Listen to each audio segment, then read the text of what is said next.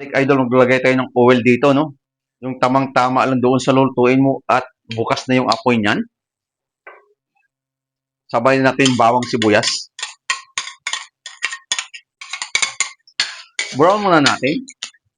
Pag na-brown na, lagay natin yung pork chop natin, no? Hinati ko sa malaking pork chop, isang piraso natin sa tatlo, balisyam na slice to, no?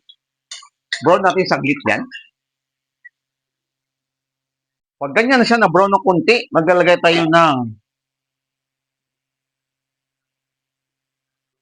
konting barako soy sauce pa rin, no? Tamang-tama lang doon. At ang sunod niyan,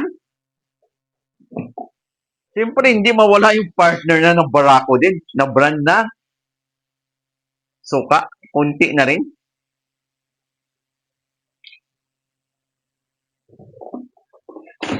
May idea na ba kayo kung anong lulutuin natin? Kung hindi pa mga idol, abangan nyo.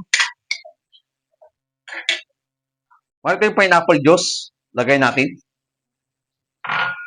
Laurel. 4 cubes. Ito lang gagamitin natin, no? 4 cubes, siyempre. Cracked black pepper. At simmer muna natin konti bago tayo maglagay ng tubig. Pag ganito na siya, kumulo na, no? At nanuyo na konti, maglalagay tayo ng water pala, palambutin muna, no? At may susunod pa tayo dyan. 1 cup din to, idol, water. Palambutin muna natin at balikan. Kasi may ilalagay pa nga tayo, ika nga. May idea na ba kayo anong tawag dito? At kung wala pa, abangan nyo. Takpan natin hanggang sa lumambot at ika nga sabi ko, balikan natin. Silipin natin mga idol, no?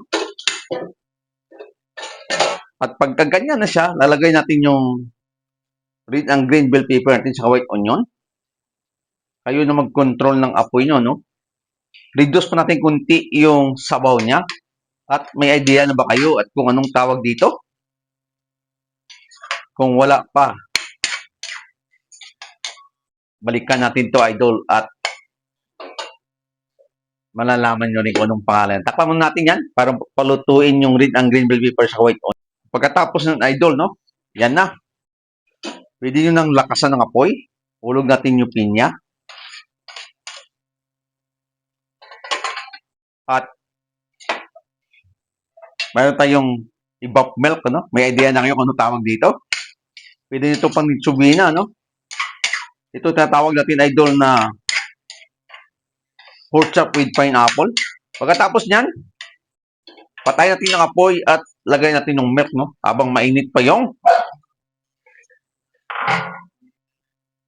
ulam natin, no?